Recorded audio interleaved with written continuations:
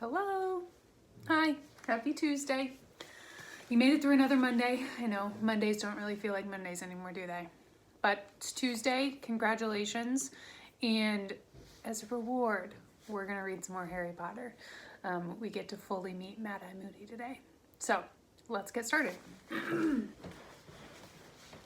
We are on page 193, chapter 13, Mad-Eye Moody. The storm had blown itself out by the following morning, though the ceiling in the great hall was still gloomy. Heavy clouds of pewter gray swirled overhead as Harry, Ron, and Hermione examined their new course schedules at breakfast.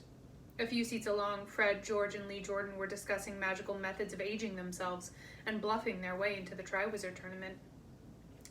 "Today's not bad. Outside all morning," said Ron, who was running his finger down the Monday column of his schedule. "Herbology with the Hufflepuffs and Care of Magical Creatures. Damn it, we're still with the Slytherins." "Double divination this afternoon," Harry groaned, looking down. Divination was his least favorite subject, apart from potions. Professor Trelawney kept predicting Harry's death, which he found extremely annoying. "You should have given it up like me, shouldn't you?" said Hermione briskly, buttering herself some toast. "Then you'd be doing something sensible, like arithmancy." "You're eating again, I notice," said Ron, watching Hermione adding liberal amounts of jam to her toast, too. "I've decided there are better ways of making a stand about elf rights," said Hermione haughtily. "Yeah, and you were hungry," said Ron, grinning. There was a sudden rustling noise above them, and 100 owls came soaring through the open windows, carrying the morning mail. Instinctively, Harry looked up, but there was no sign of white among the mass of brown and gray. The owls circled the tables, looking for the people to whom their letters and packages were addressed. A large tawny owl soared down to Neville Longbottom and deposited a parcel into his lap. Neville almost always forgot to pack something. On the other side of the hall, Draco Malfoy's eagle owl had landed on his shoulder, carrying what looked like his usual supply of sweets and cakes from home. Trying to ignore the sinking feeling of disappointment in his stomach, Harry returned to his porridge. Was it possible that something had happened to Hedwig, and that Sirius hadn't even gotten his letter?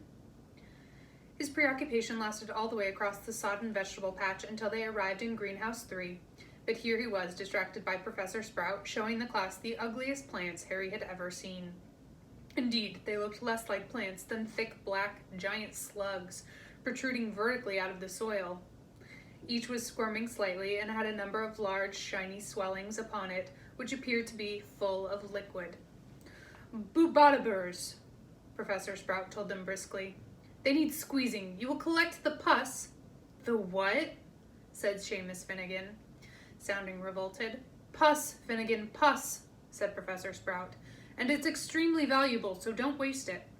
You will collect the pus, I say, in these bottles. Wear your dragonhide gloves. It can do funny things to the skin when undiluted boobadiber pus." Squeezing the boobadibers was disgusting, but oddly satisfying. As each swelling was popped, a large amount of thick yellowish-green liquid burst forth, which smelled strongly of petrol. They caught it in the bottles as Professor Sprout had indicated, and by the end of the lesson had collected several pints. "This'll keep Madame Pomfrey happy," said Professor Sprout, stoppering the last bottle with a cork. "An excellent remedy for the more stubborn forms of acne, boobadiber pus. Should stop students resorting to desperate measures to rid themselves of pimples." "Like poor Eloise Midgen," said Hannah Abbott, a Hufflepuff, in a hushed voice. "She tried to curse hers off." "Silly girl," said Professor Sprout, shaking her head. But Madame Pomfrey fixed her nose back on in the end. A booming bell echoed from the castle across the wet grounds, signaling the end of the lesson, and the class separated, the Hufflepuffs climbing the stone steps for Transfiguration, and the Gryffindors heading in the other direction, down the sloping lawn toward Hagrid's small wooden cabin, which stood on the edge of the Forbidden Forest. Hagrid was standing outside his hut, one hand on the collar of his enormous black boarhound, Fang. There were several open wooden crates on the ground at his feet, and Fang was whimpering and straining at his collar, apparently keen to investigate the contents more closely. As they drew nearer, an odd rattling noise reached their ears, punctuated by what sounded like minor explosions. "Mornin'," Hagrid said, grinning at Harry, Ron, and Hermione. "Better wait for the Slytherins. They won't want to miss this. Blast-ended scroots!" "Come again," said Ron. Hagrid pointed down into the crates. "Ugh!" squealed Lavender Brown, jumping backward. "Ugh," just about summed up the blast-ended scroots in Harry's opinion. They looked like deformed, shell-less lobsters, horribly pale and slimy looking, with legs sticking out in very odd places and no visible heads. There were about 100 of them in each crate, each about 6 inches long, crawling over one another, bumping blindly into the sides of the boxes. They were giving off a very powerful smell of rotting fish. Every now and then, sparks would fly out of the end of a scroot, and with a small pfft, it would be propelled forward several inches. "Only just hatched," said Hagrid proudly, "so you'll be able to raise them yourselves. Thought we'd make a bit of a project of it." "And why would we want to raise them?" said a cold voice. The Slytherins had arrived. The speaker was Draco Malfoy. Crabbe and Goyle were chuckling appreciatively at his words. Hagrid looked stumped at the question. "I mean, what do they do?" asked Malfoy. "What is the point of them?" Hagrid opened his mouth, apparently thinking hard. There was a few seconds' pause, then he said roughly, "That's next lesson, Malfoy. You're just speeding them today. Now, you want to try a few different things. I've never had them before, not sure what they'll go for. I got ant eggs and frog livers and a bit of grass snake. Just try them out with a bit of each." "First pus and now this," muttered Seamus. Nothing but deep affection for Hagrid could have made Harry, Ron, and Hermione pick up squelchy handfuls of frog liver and lower them into the crates to tempt the blast-ended scroots. Harry couldn't suppress the suspicion that the whole thing was entirely pointless because the scroots didn't seem to have mouths. "Ouch!" yelled Dean Thomas after about 10 minutes. "It got me!" Hagrid hurried over to him, looking anxious. "Its end exploded," said Dean angrily, showing Hagrid a burn on his hand. "Ah, yeah, that can happen when they blast off," said Hagrid, nodding. "Ugh," said Lavender Brown again. "Ugh, Hagrid, what's that pointy thing on it?" "Ah, some of them have got stings," said Hagrid enthusiastically. Lavender quickly withdrew her hand from the box. "I reckon they're the males. The females have sort of got a sucker thing on their bellies. I think they might beat or suck blood." "Well, I can certainly see why we're trying to keep them alive," said Malfoy sarcastically.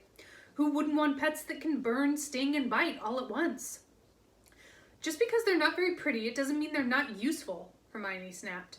"Dragon blood's amazingly magical, but you wouldn't want a dragon for a pet, would you?" Harry and Ron grinned at Hagrid, who gave them a furtive smile from behind his bushy beard. Hagrid would have liked nothing better than a pet dragon, as Harry, Ron, and Hermione knew only too well. He'd owned one for a brief period during their first year, a vicious Norwegian ridgeback by the name of Norbert. Hagrid simply loved monstrous creatures. The more lethal, the better. "Well, at least the scroots are small," said Ron as they made their way back up to the castle for lunch an hour later. "They are now," said Hermione in an exasperated voice. "But once Hagrid's found out what they eat, I expect they'll be 6 feet long." "Well, that won't matter if they're turning out to cure seasickness or something, will it?" said Ron, grinning slyly at her. "You know perfectly well I only said that to shut Malfoy up," said Hermione. "As a matter of fact, I think he's right. The best thing to do would be to stamp on the lot of them before they start attacking us all." They sat down at the Gryffindor table and helped themselves to lamb chops and potatoes. Hermione began to eat so fast that Harry and Ron stared at her. Is this the new stand on elf rights?" said Ron. "You're going to make yourself puke instead?" "No," said Hermione, with as much dignity as she could muster with her mouth bulging with sprouts. "I just want to get to the library." "What?" said Ron in disbelief. "Hermione, it's the first day back. We haven't even got homework yet." Hermione shrugged and continued to shovel down her food as though she had not eaten for days. Then she leapt to her feet, said, "See you at dinner," and departed at high speed. When the bell rang to signal the start of afternoon lessons, Harry and Ron set off for the North Tower where, at the top of a tightly spiraling staircase, a silver stepladder led to a circular trapdoor in the ceiling and the room where Professor Trelawney lived. The familiar sweet perfume spreading from the fire met their nostrils as they emerged at the top of the stepladder. As ever, the curtains were all closed. The circular room was bathed in a dim reddish light cast by the many lamps, which were all draped with scarves and shawls. Harry and Ron walked through the mass of occupied chintz chairs and poufs that scattered the room, and sat down at the same small circular table. "Good day," said the misty voice of Professor Trelawney right behind Harry, making him jump. A very thin woman with enormous glasses that made her eyes appear far too large for her face. Professor Trelawney was peering down at Harry with the tragic expression she always wore whenever she saw him. The usual large amount of beads, chains, and bangles glittered upon her person in the firelight. "You are preoccupied, my dear," she said mournfully to Harry. "My inner eye sees past your brave face to the troubled soul within, and I regret to say that your worries are not baseless. I see difficult times ahead for you, alas, most difficult. I fear the thing you dread will indeed come to pass, and perhaps sooner than you think." Her voice dropped almost to a whisper. Ron rolled his eyes at Harry, who looked stonily back. Professor Trelawney swept past them and seated herself in a large winged armchair before the fire, facing the class. Lavender Brown and Parvati Patil, who deeply admired Professor Trelawney, were sitting on poufs very close to her. "My dears, it is time for us to consider the stars," she said. "The movements of the planets and the mysterious portents they reveal only to those who understand the steps of the celestial dance. Human destiny may be deciphered by the planetary rays which intermingle." But Harry's thoughts had drifted. The perfumed fire always made him feel sleepy and dull-witted, and Professor Trelawney's rambling talks on fortune-telling never held him exactly spellbound. Though he couldn't help thinking about what she had just said to him. "I fear the thing you dread will indeed come to pass." But Hermione was right, Harry thought irritably. Professor Trelawney really was an old fraud. He wasn't dreading anything at the moment at all. Well, unless you counted his fears that Sirius had been caught. But what did Professor Trelawney know? He had long since come to the conclusion that her brand of fortune-telling was really no more than lucky guesswork and a spooky manner. Except, of course, for that time at the end of last term, when she'd made the prediction about Voldemort rising again, and Dumbledore himself had said that he thought the trance had been genuine when Harry had described it to him. "Harry!" Ron muttered. "What?" Harry looked around. The whole class was staring at him. He sat up straight. He'd been almost dozing off, lost in the heat and his thoughts. "I was saying, my dear, that you were clearly born under the baleful influence of Saturn," said Professor Trelawney, a faint note of resentment in her voice at the fact that he had obviously not been hanging on her words. "Born under what? Sorry?" said Harry. "Saturn, dear, the planet Saturn," said Professor Trelawney, sounding definitely irritated that he wasn't riveted by this news. "I was saying that Saturn was surely in a position of power in the heavens at the moment of your birth. Your dark hair, your mean stature, tragic losses so young in life. I think I am right in saying, my dear, that you were born in midwinter?" "No," said Harry. "I was born in July."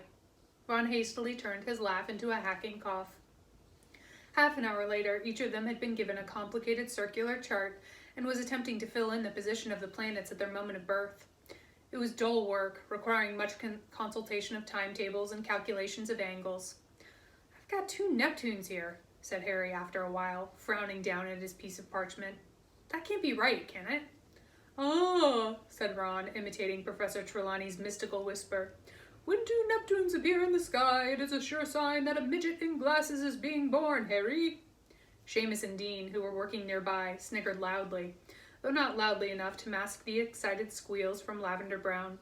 "Oh, Professor, look! I think I've got an unaspected planet! Oh, which one's that, Professor?" "It's Uranus, my dear," said Professor Trelawney, peering down at the chart. "Can I have a look at Uranus too, Lavender?" said Ron. Most unfortunately, Professor Trelawney heard him, and it was this, perhaps, that made her give them so much homework at the end of class. "A detailed analysis of the way the planetary movements in the coming month will affect you with reference to your personal chart," she snapped, sounding much more like Professor McGonagall than her usual airy-fairy self. "I want it ready to hand in next Monday and no excuses." "Miserable old bat," said Ron bitterly as they joined the crowds descending the staircases back to the Great Hall and dinner.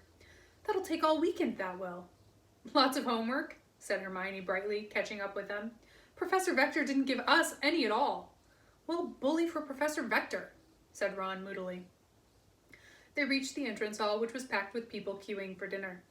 They just joined the end of the line when a loud voice rang out behind them. "Weasley! Hey, Weasley!" Harry, Ron, and Hermione turned. Malfoy, Crabbe, and Goyle were standing there, each looking thoroughly pleased about something. "What?" said Ron shortly. "Your dad's in the paper, Weasley!" said Malfoy, brandishing a copy of the Daily Prophet and speaking very loudly so that everyone in the packed entrance hall could hear. "Listen to this. Further mistakes at the Ministry of Magic. It seems as though the Ministry of Magic's troubles are not yet at an end, writes Rita Skeeter, special correspondent.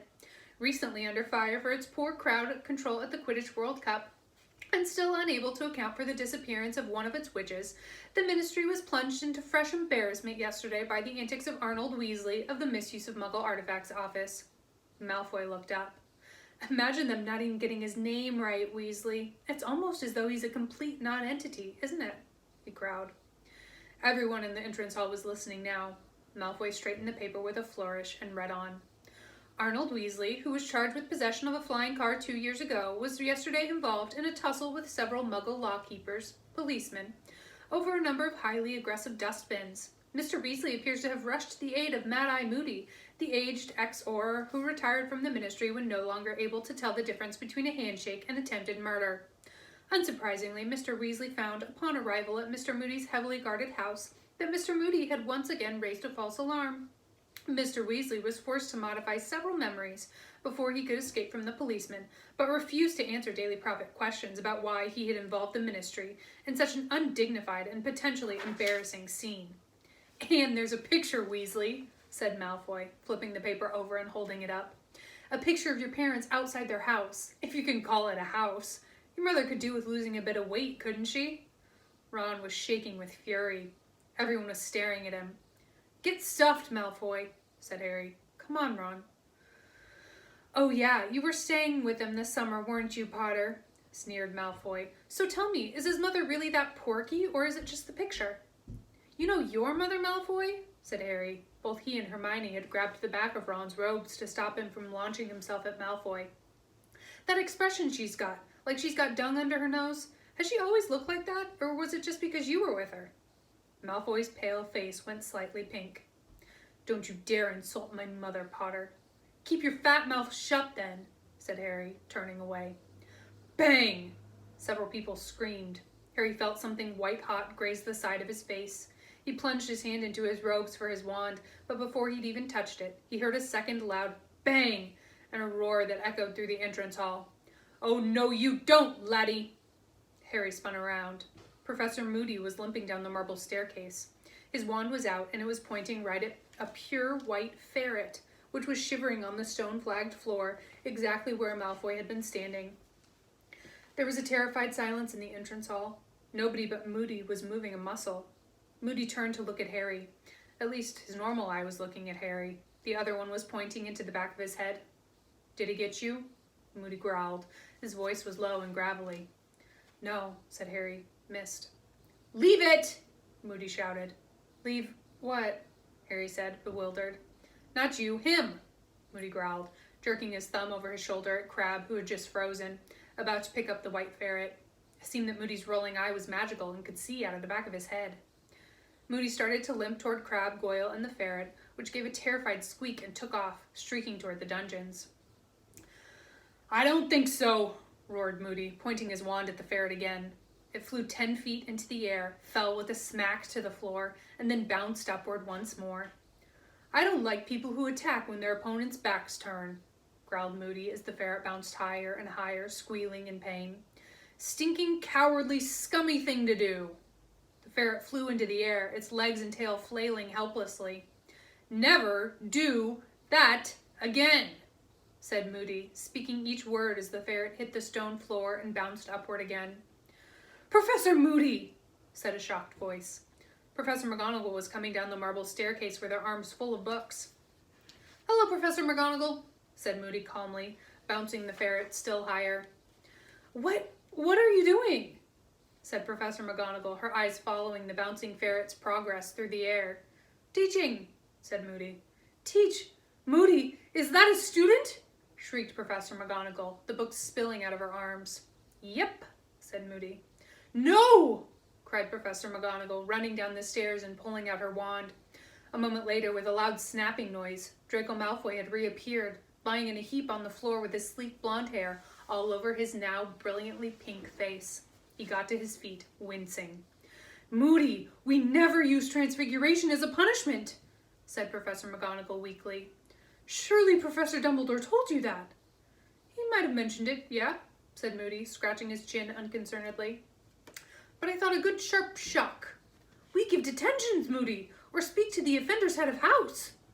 I'll do that then, said Moody, staring at Malfoy with great dislike.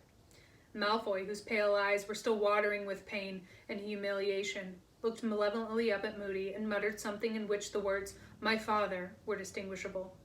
Oh, yeah, said Moody quietly, limping forward a few steps, the dull clunk of his wooden leg echoing around the hall. Well, I know your father of old, boy. You tell him Moody's keeping a close eye on his son. You tell him that from me. Now your head of house will be Snape, will it? Yes, said Malfoy resentfully.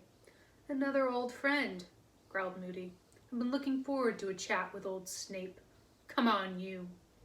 And he seized Malfoy's upper arm and marched him off toward the dungeons.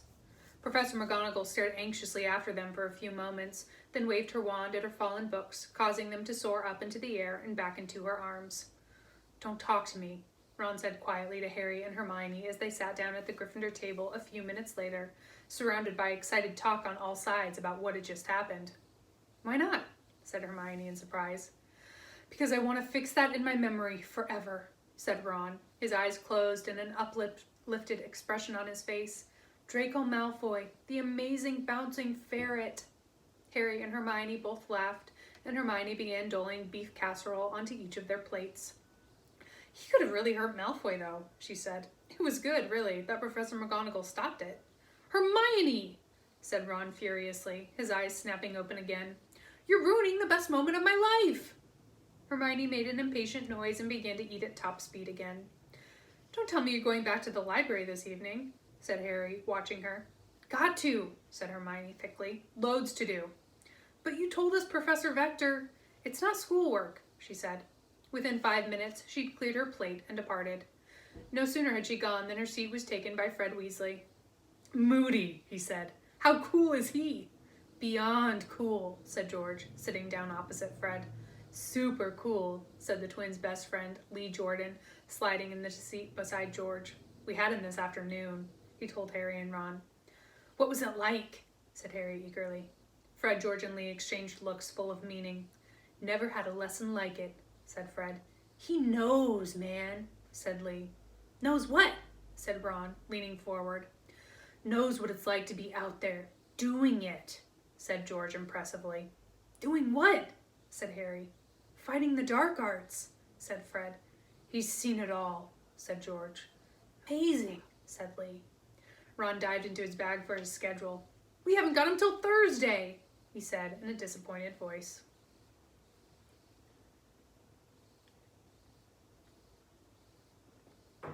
Chapter 14. The Unforgivable Curses. The next 2 days passed without great incident, unless you counted Neville melting his 6th cauldron in potions. Professor Snape, who seemed to have attained new levels of vindictiveness over the summer, gave Neville detention, and Neville returned from it in a state of nervous collapse, having been made to disembowel a barrel full of horned toads. You know why Snape's in such a foul mood, don't you? Said Ron to Harry as they watched Hermione teaching Neville a scourging charm to remove the frog guts from under his fingernails. Yeah, said Harry. Moody. It was common knowledge that Snape really wanted the dark arts job, and he had now failed to get it for the 4th year running. Snape had disliked all of their previous dark arts teachers and shown it, but he seemed strangely wary of displaying overt animosity to Mad-Eye Moody. Instead, whenever Harry saw the two of them together, at mealtimes or when they passed in the corridors, he had the distinct impression that Snape was avoiding Moody's eye, whether magical or normal. I reckon Snape's a bit scared of him, you know, Harry said thoughtfully. Imagine if Moody turned Snape into a horned toad, said Ron, his eyes misting over, and bounced him all around his dungeon. The Gryffindor 4th years were looking forward to Moody's first lesson so much that they arrived early on Thursday lunchtime and queued up outside his classroom before the bell had even rung. The only person missing was Hermione, who turned up just in time for the lesson. Been in the library, Harry finished her sentence for her. Come on, quick, or we won't get decent seats. They hurried into 3 chairs right in front of the teacher's desk, took out their copies of The Dark Forces, A Guide to Self-Protection, and waited, unusually quiet. Soon they heard Moody's distinctive clunking footsteps coming down the corridor, and he entered the room, looking as strange and frightening as ever. They could just see his clawed wooden foot protruding from underneath his robes. You can put those away, he growled, stumping over to his desk and sitting down. Those books. You won't need them. They returned the books to their bags, Ron looking excited. Moody took out a register, shook his long mane of grizzled gray hair out of his twisted and scarred face, and began to call out names, his normal eye moving steadily down the list while his magical eye swiveled around, fixing upon each student as he or she answered. Right then, he said, when the last person had declared themselves present. I've had a letter from Professor Lupin about this class. Seems you've had a pretty thorough grounding in tackling dark creatures. You've covered boggarts, redcaps, inkypunks, grindylows, capos, and werewolves. Is that right? There was a general murmur of assent. But you're behind, very behind on dealing with curses, said Moody. So I'm here to bring you up to scratch on what wizards can do to each other. I've got 1 year to teach you how to deal with dark...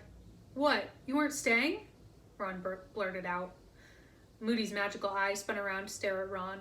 Ron looked extremely apprehensive, but after a moment, Moody smiled, the first time Harry had seen him do so.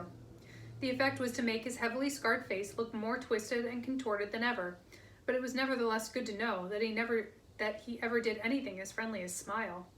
Ron looked deeply relieved. You'll be Arthur Weasley's son, eh? Moody said. Your father got me out of a very tight corner a few days ago. Yep, I'm staying just the 1 year. Special favor to Dumbledore. 1 year and then back to my quiet retirement.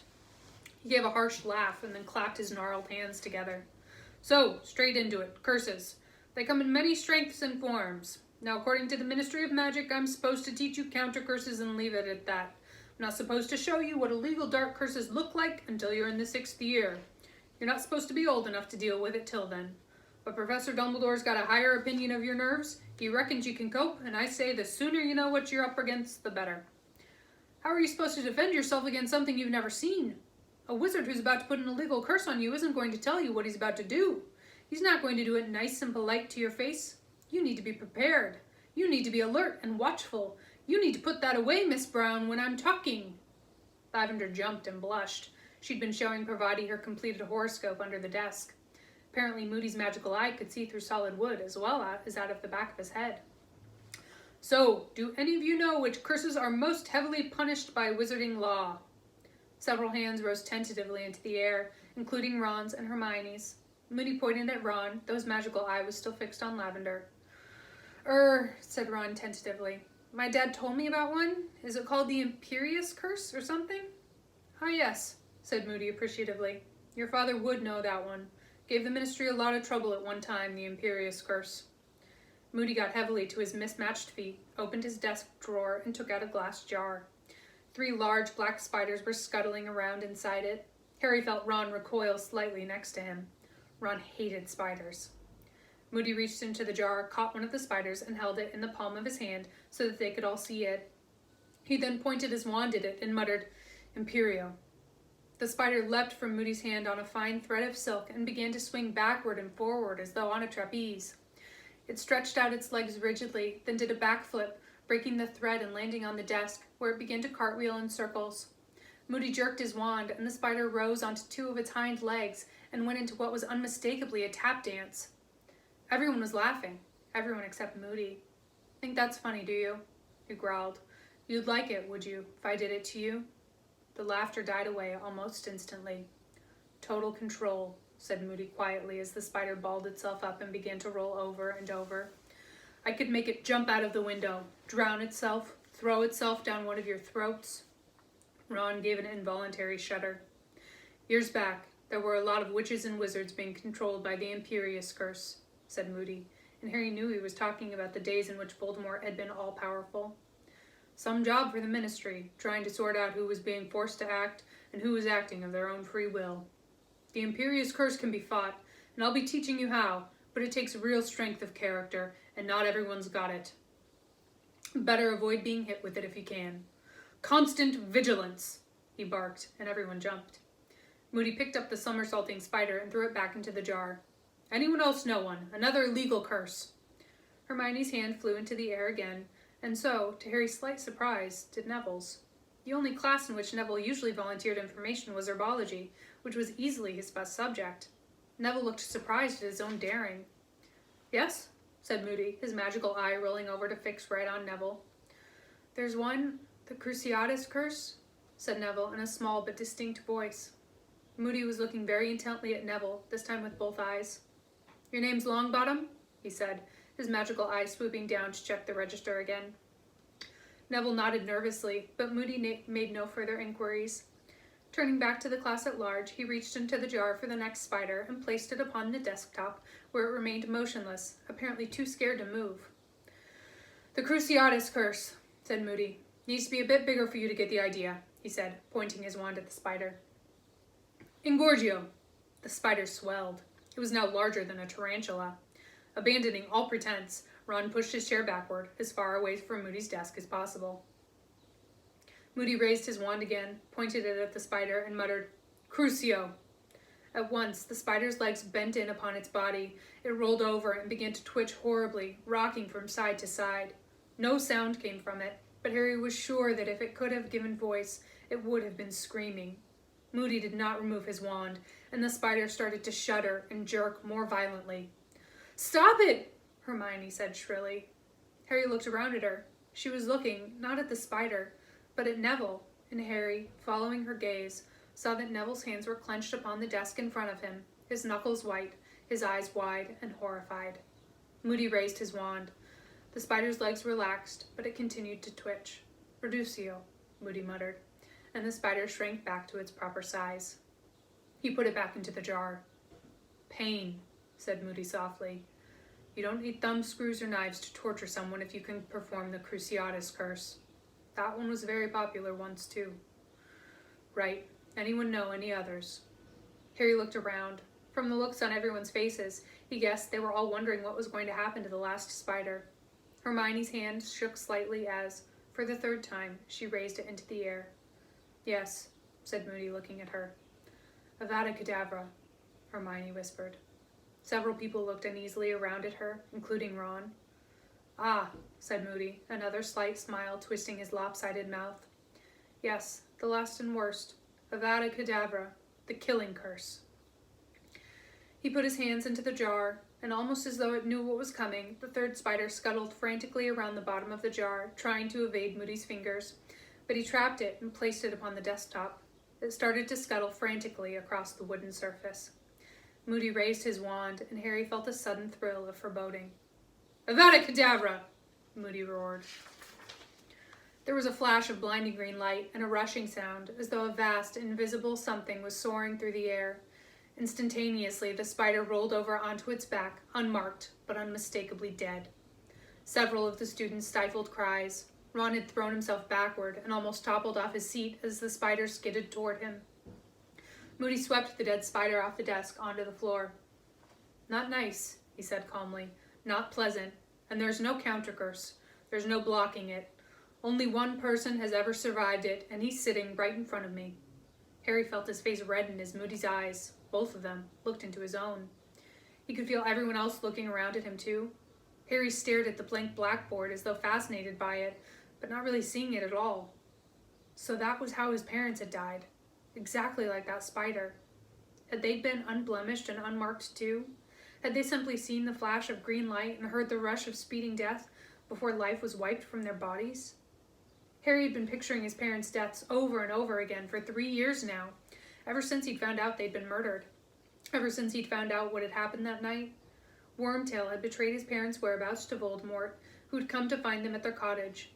How Voldemort had killed Harry's father first. How James Potter had tried to hold him off while he shouted at his wife to take Harry and run. Voldemort had advanced on Lily Potter, told her to move aside so that he could kill Harry. How she had begged him to kill her instead, refused to stop shielding her son. And so Voldemort had murdered her too, before turning his wand on Harry. Harry knew these details because he had heard his parents' voices when he had fought the Dementors last year. For that was a terrible power of the Dementors, to force their victims to relive the worst memories of their lives and drown powerless in their own despair. Moody was speaking again, from a great distance, it seemed to Harry. With a massive effort, he pulled himself back to the present and listened to what Moody was saying. Avada Kedavra is a curse that needs a powerful bit of magic behind it. You could all get your wands out now and point them at me and say the words, and I doubt I'd get so much as a nosebleed. But that doesn't matter. I'm not here to teach you how to do it. Now, if there's no counter-curse, why am I showing you? Because you've got to know. You've got to appreciate what the worst is. You don't want to find yourself in a situation where you're facing it. Constant vigilance, he roared, and the whole class jumped again. Now, those 3 curses, Avada Kedavra, Imperius, and Cruciatus, are known as the Unforgivable Curses. The use of any one of them on a fellow human being is enough to earn a life sentence in Azkaban. That's what you're up against. That's what I've got to teach you to fight. You need preparing. You need arming. But most of all, you need to practice constant, never-ceasing vigilance. Get out your quills. Copy this down. They spent the rest of the lesson taking notes on each of the unforgivable curses. No one spoke until the bell rang, but when Moody had dismissed them and they had left the classroom, a torrent of talk burst forth. Most people were discussing the curses in odd voices. Did you see it twitch? And when he killed it, just like that. They were talking about the lesson, Harry thought, as though it had been some sort of spectacular show, but he hadn't found it very entertaining, and nor, it seemed, had Hermione. Hurry up, she said tensely to Harry and Ron. Not the ready library again, said Ron. No, said Hermione curtly, pointing up a side passage. Neville. Neville was standing alone, halfway up the passage, staring at the stone wall opposite him, with the same horrified, wide-eyed look he had worn when Moody had demonstrated the Cruciatus curse. Neville? Hermione said gently. Neville looked around. Oh, hello, he said, his voice much higher than usual. Interesting lesson, wasn't it? I wonder what's for dinner. I'm starving, aren't you? Neville, are you all right? Said Hermione.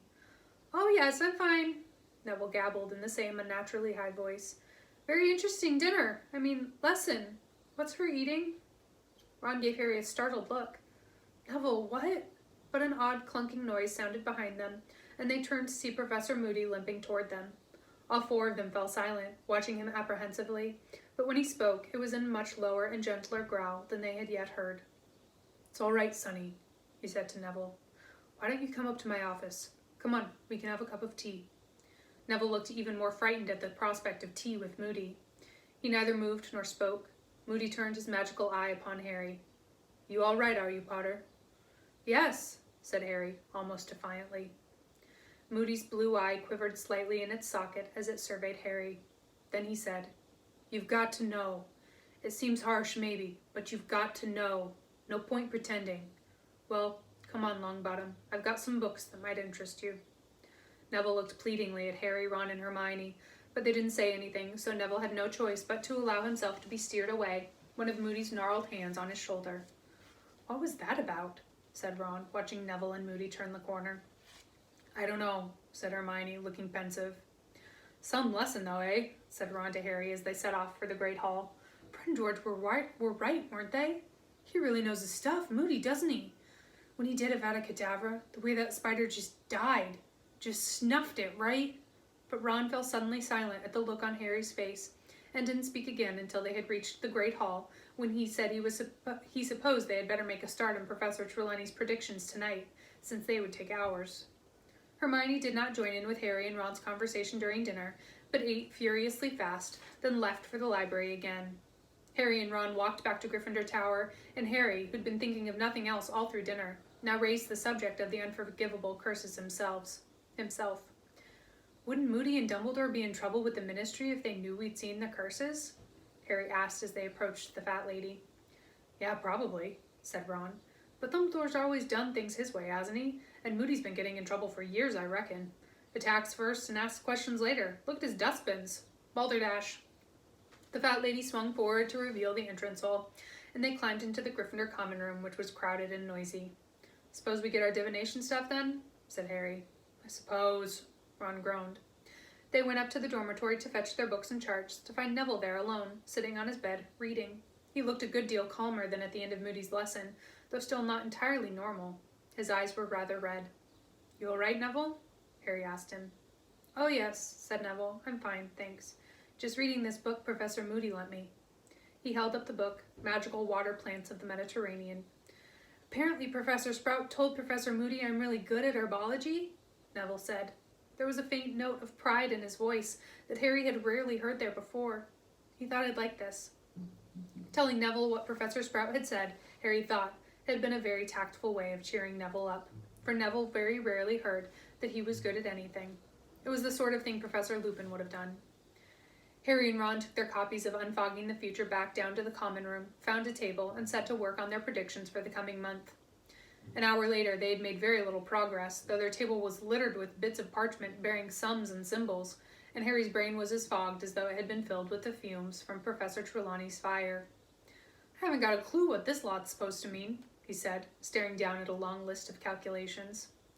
"You know," said Ron, whose hair was on end because of all the times he had run his fingers through it in frustration, "I think it's back to the old divination standby." "What, make it up?"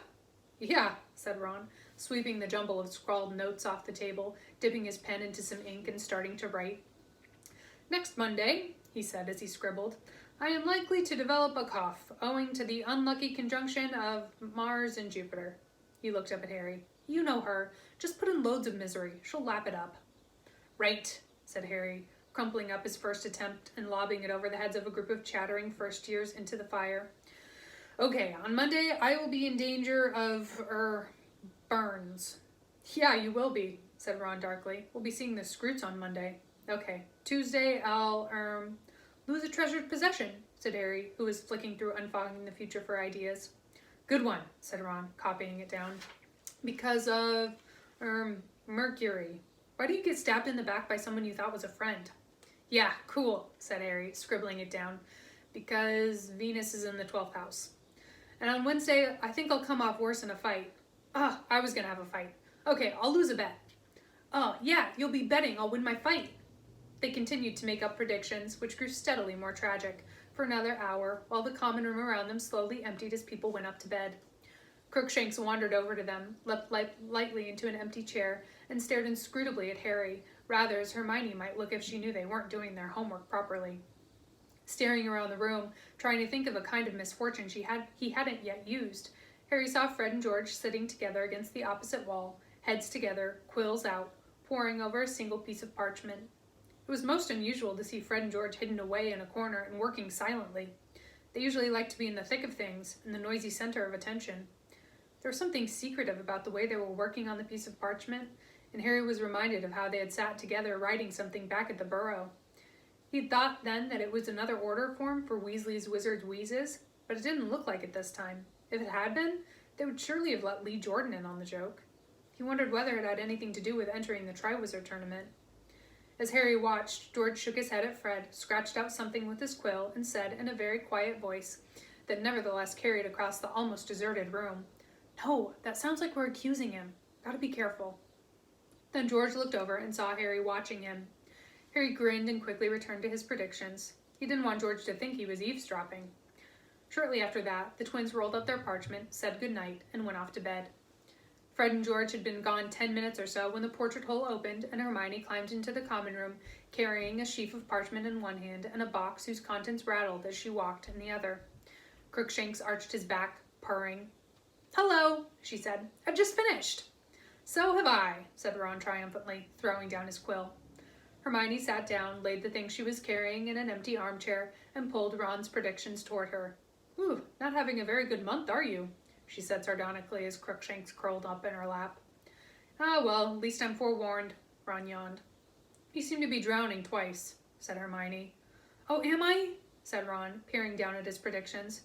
"I'd better change one of them to getting trampled by a rampaging hippogriff." "Don't you think it's a bit obvious you've made these up?" said Hermione. "How dare you?" said Ron in mock outrage. "We've been working like house elves here." Hermione raised her eyebrows. "It's just an expression," said Ron hastily. Harry laid down his quill too, having just finished predicting his own death by decapitation. "What's in the box?" he asked, pointing at it.